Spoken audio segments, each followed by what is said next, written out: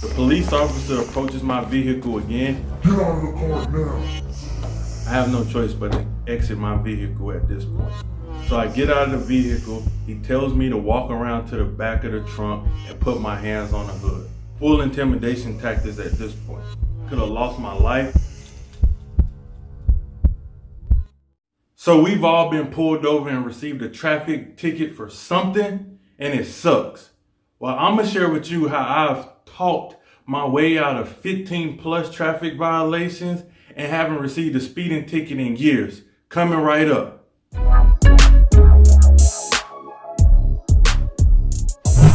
I'm Jamal, salesman / entrepreneur, and I've been building rapport and crafting techniques and training other individuals on rapport building for several years. And this channel is all about helping you master communication and crush conversations on a daily basis. First, I want to throw out a disclaimer by saying I do not encourage breaking the law. Speeding is against the law, and I believe you should follow the laws at all times. These are just some tips for if you find yourself in unfortunate circumstances. Police, if you're watching this video, please don't bother me. I don't want to get any tickets after this video posted. Thank you. First, I want to share some stories with you. These stories will help me guide you and help explain what to do and what not to do. These are real life stories from my personal experiences because I've been on the right side of not receiving a ticket and the wrong side of receiving a ticket. And I just want to share some of those tips on what I did in each situation. So a few things I want you to note as I'm telling these stories is attitude, demeanor, disposition, and my attire. Those things played a big part in the outcome of the situation. So the time was about 4:45 a.m. and I was outside of my retail establishment in Little Rock, Arkansas, getting ready to receive our truck for the week. Now, usually I'm not the first person to arrive to the building, but on this particular morning, I was the first person and I was the only person there for quite a while. As I'm sitting in my car, I'm listening to music, maybe even a podcast, and I'm playing the game on my phone. Then, all of a sudden, I see a police cruiser creep into the parking lot, which is totally normal. They patrol the area every single day. I'm fully aware of it, and I've seen them all the time. This police officer slowly crept up on me from my left side, and he stopped about 5 feet or so away from my car. And next thing you know, poof, he hit the lights on me. Now I have his headlights blaring into my vision and into my car. Now at this time, I'm extremely perturbed. I'm annoyed by his presence and I'm wondering why he's bothering me because I'm a law-abiding citizen and I'm doing what I'm supposed to be doing. I saw him approaching in my peripheral view and I tried to ignore him until he tapped on my window with an attitude.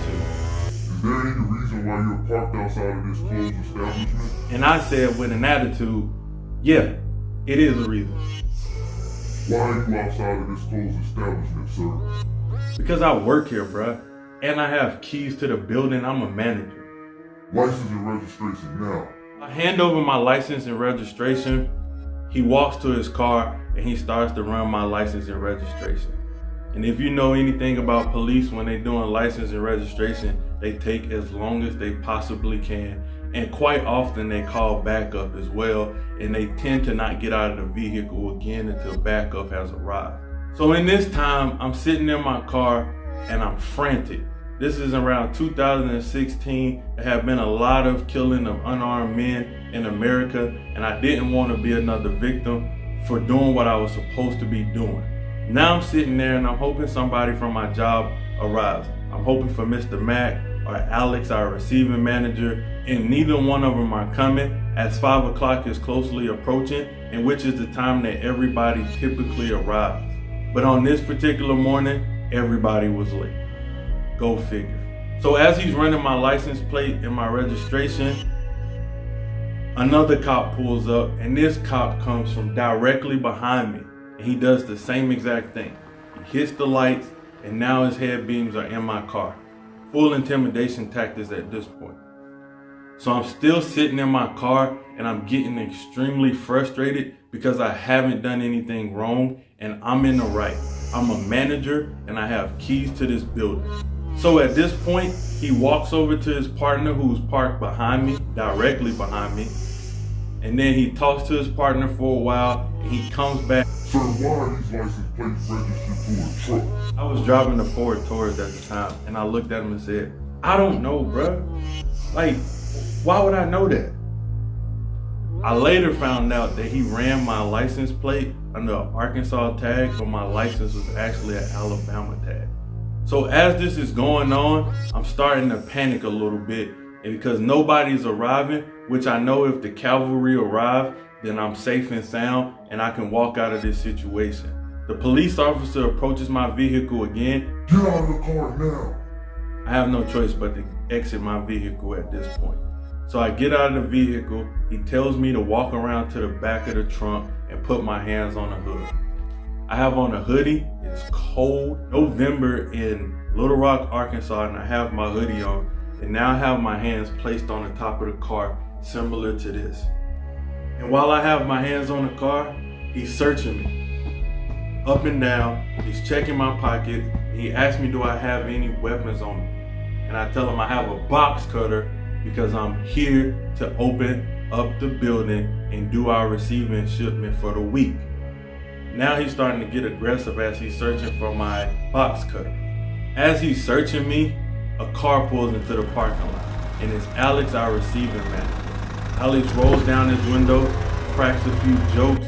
Hey man, what are you doing? You breaking the law here? What you got going on, man? And I'm like, oh, thank God. I was so relieved to see Alex come into the parking lot because now I have validation and proof. And this situation has just went from bad to better. The police officer then immediately stopped searching me. He walked over to Alex. He checks Alex's story out, comes back to me, and then he says, you're free to go, sir. Before we go any further and I move on to the second story, click the subscribe button if you're enjoying this content and that story. And if you had similar police experiences, please share it down below in the comment section, whether it was a positive experience or a negative experience. Let's talk about it. Also, if you have any more advice or pointers, please share it down below. And if you have any questions, feel free to share it down below because I'm always commenting on every single post that you guys do. I appreciate the love and support. Now, it's been some few years since that story happened, and I've learned how to communicate better. I've learned how to sell things better, and I was currently in the insurance industry in Arizona. I'm in Arizona, and I'm driving about 2.5, 3 hours to Sierra Vista from Phoenix, Arizona. I have a partner in the car with me. We're dressed up in shirt and tie, and we're headed down to Sierra Vista, and now I'm driving a Chrysler 300 at the time. I've made this trip several times now. We're driving down the road, and I see a cop off the side road. After about 2 or 3 minutes, I could see the cop in my rearview mirror, and I looked at my partner and I said, Kendall, they're gonna pull us over. He was like, nah man, you're tripping. Don't worry about it. I said, I guarantee he pulls us over.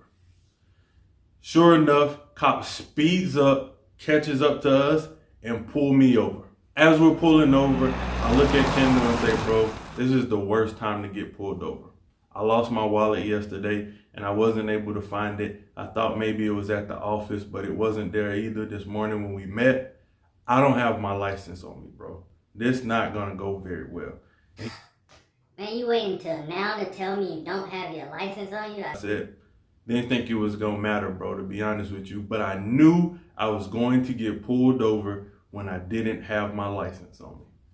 Officer walks up to my car window. He walks up on the passenger side this time. Sir, do you know why I pulled you over? I do not know why you pulled me over. Good afternoon, officer. Is there anything that I can do to assist you? I'm pulling you over because your license plate is expired. I need to see your registrations and license. I said, oh, officer, I apologize for my license plate being expired. I was unaware of that, and I have some bad news, man. I lost my wallet yesterday, and I was unable to find it this morning. I don't know exactly what to do, and I haven't had time to go get me a new license. I told him my name is Jamal Nolan. He walked away, and he started to run my name.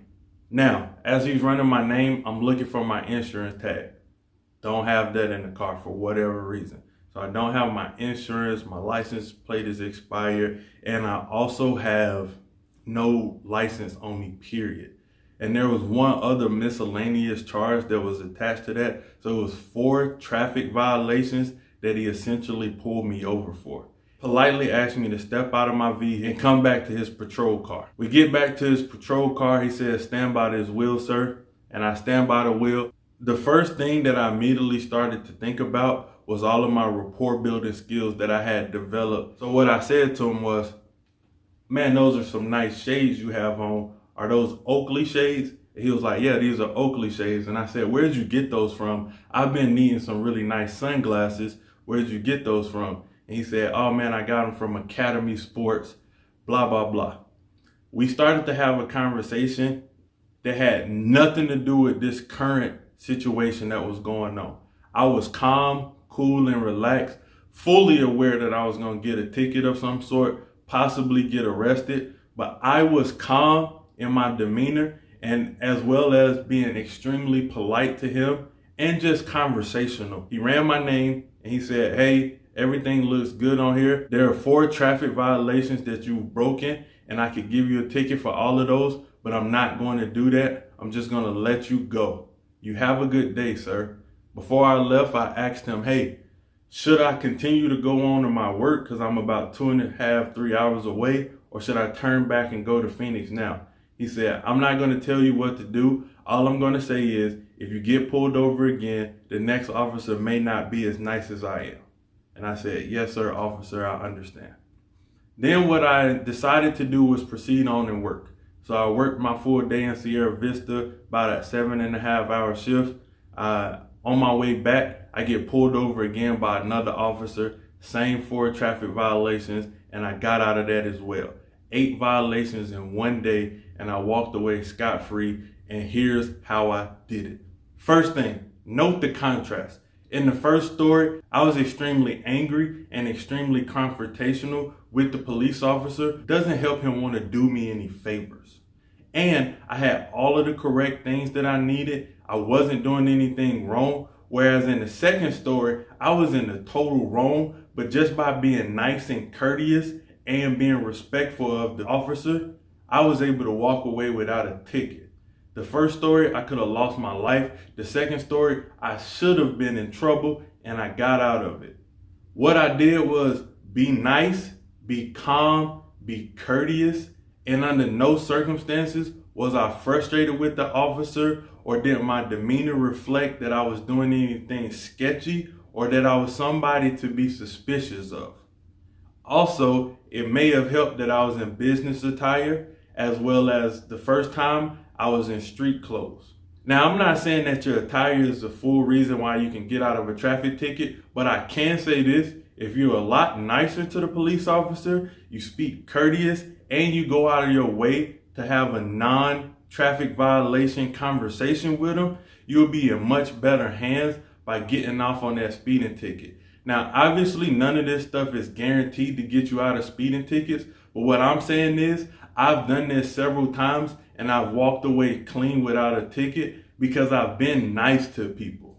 I've had a positive attitude by being pulled over. That's refreshing to the police officer. I didn't have a aggressive demeanor, and I was polite, calm, and cool the entire time. Even when things weren't going my way and things that I knew I was even more wrong for, I didn't get flustered and I didn't look for excuses or a way out. All I did was accept accountability, speak to the police officer nicely, and I didn't necessarily talk my way out of the tickets because I wasn't saying, officer, please don't give me a ticket. Officer, don't do this, don't do that. I wasn't begging him to do anything. I just spoke to him in a polite manner, and by doing that, I was able to get off of those tickets. Now, I do want to conclude this story by saying thank you to the police officer that allowed me to walk free. That is totally at the police discretion. Even if you follow these guidelines step for step, that doesn't mean that particular officer will allow you to be off. But I promise you, it'll give you a much better chance being angry or aggressive at the officer for just doing his or her job. So those are my stories, and that's how I've gotten out of speeding tickets in the past. Please make sure you be safe on the road, you follow the laws, and if you do find yourself jammed up in a situation, feel free to use these tips and recall the stories that I told here to help you get out of your next ticket. Thank you for watching again. Make sure you comment, like, and subscribe, and I'm out.